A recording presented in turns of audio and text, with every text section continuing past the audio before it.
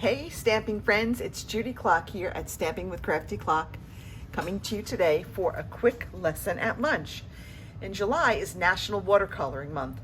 So this month, during each of these lessons at lunch, I'm going to come to you with a different watercoloring technique. And today we're going to watercolor a background that we can use as the focal point for our card. So this is our Fluid 100 watercolor paper. I'm going to just use that. They come 5 by 7, so I just cut this in half at 3.5, so you get 2 pieces of 3.5 each, so it's great because they'll fit right on the front of your card. I'm going to use our watercolor painters, or our aqua painters. I forget the exact name, but basically you just fill them with water and then you get water coming out of the brushes. And they're a set of 3.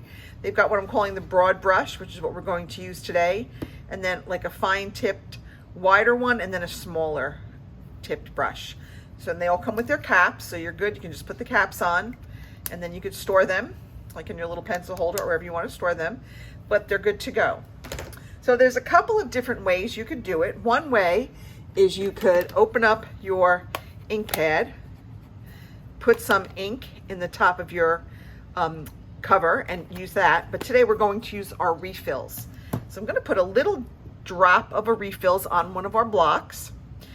Clear blocks are not just for stamping. I'm going to put about 2 drops of our Mango Melody, about 2 drops of Granny Apple Green, and you don't need a lot, so don't go crazy and put like a ton down. This is more than enough for our project, and like 2 drops of Coastal Cabana. Okay, now I'm going to make sure that I've got water coming out of my brush, and you notice I have my paper towels ready. So I'm going to go pick up my Mango Melody, and I'm just going to brush it across my paper. Okay, now I am not artistic at all. I cannot draw a straight line without a ruler.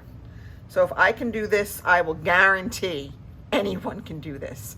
It's just picking up the color and just putting it down. I'm cleaning off my brush.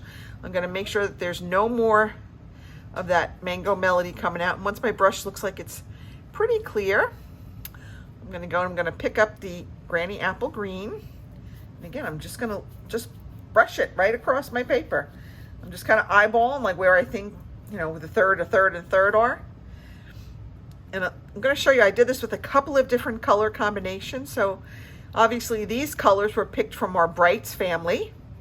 So I think this is a very fun and good for like fun whimsical cards because they are so bright. So good for kids, good for whimsy, really good for anything. These are some of my favorite colors. All right, I'm going to pick up our Coastal Cabana, and I'm just going to put this down on the bottom third of our card. And that's all. That's literally all there is to it. So now you just have to wait for this to dry. So fortunately, I have one that I did previously, so that is already dry. So let me just get this stuff out of our way so that we can finish working with our card. All right, so I have here the one that I did previously, and again I use the same colors: Mango Melody, Granny Apple Green, and Coastal Cabana. I've got here a piece of our Granny Apple Green that is 4 by 5 1/4, and of course our Coastal Cabana that is 8.5 by 5, scored at 4 1/4. So I'm going to go ahead, I'm going to just lay this down right on our card front. Okay, simple. I love this color combination of the Coastal Cabana and the Granny Apple Green. It's one of my favorites. I'm going to put that off to the side for a minute, and I'm going to be working with one of our celebration sets called Hippest Hippos. I just thought this set called for something really fun and whimsical, so I went with the Hippest Hippos. So I'm going to use all 3 of those hippos, and we're just going to stamp them like left, right, left. Got our little ballerina here.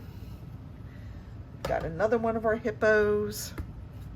Might be time to re-ink my memento. And then we've got the little hippo holding the flower. Okay. And then last but not least, I'm going to add on a, whoops, "You're so hip" sentiment.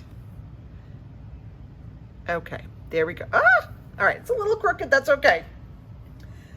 All right, so now let's close this up. Now I'm going to add this to my card front with dimensionals, and I'm going to use a lot of dimensionals, even more than I normally would, because the watercolor paper has sometimes a tendency to curl up, so we don't want that to happen. So I'm going to make sure that I really anchor it on there really well with about 9 of these. I'm going to do 3 rows of 3, and that should really hold it pretty steady on our card front, and I think that then we'll be good to go. So there we go. And we're just going to put this right on here. And again, we use nothing more than our stamps, inks, and paper, but look at how pretty it looks with that watercolor background. It just adds kind of a fun little dimension, and you can do it in other colors. Now, this obviously is a very simple stamping one. You could step it up, use some embellishments on there, or you could really go crazy and use the matching die cuts and add some die cuts and make this guy a little scuba diver. So right off the bat, you have 3 different ways to do this. Then I tried some different color combos. I used the subtles. I used So Saffron, Soft Sea Foam, and Pool Party to create a softer feel, which I thought would be very good for like a floral image. It was much softer. And then I went to the other extreme and I went kind of dark with our Regals. And I picked out Crushed Curry, Old Olive, and Night of Navy and made something a little bit darker. And for this one, I used our new Celebration Wonderful World, the images from our Wonderful World stamp set. Added a die cut with a sentiment from Blessings of Home. No, this was from, oh gosh, I can't remember what this one was from. I'll have to think. I'll have to put it in my blog post what this one was from. Oh, it's from Splendid Thoughts. I knew it was from one I just worked with. And then I added some classic matte dots. I added a little bit of Wink of Stella to those flowers. So there you have it, just changing up the color families, kind of keeping it to the same, you know, orangey, yellow, green, blue, and you get completely different feels. And of course, I obviously used cardstock to match the colors in my watercolor background. All right, that's it for this edition of Lesson at Lunch. I really hope you'll give this a try. It really is so easy. I'm telling you, if I can do it, literally anybody can do it, because I have absolutely no artistic ability whatsoever. That's it. Have a great week, everybody. I'll see you on Thursday night at 7:30 for my Facebook Live. Enjoy.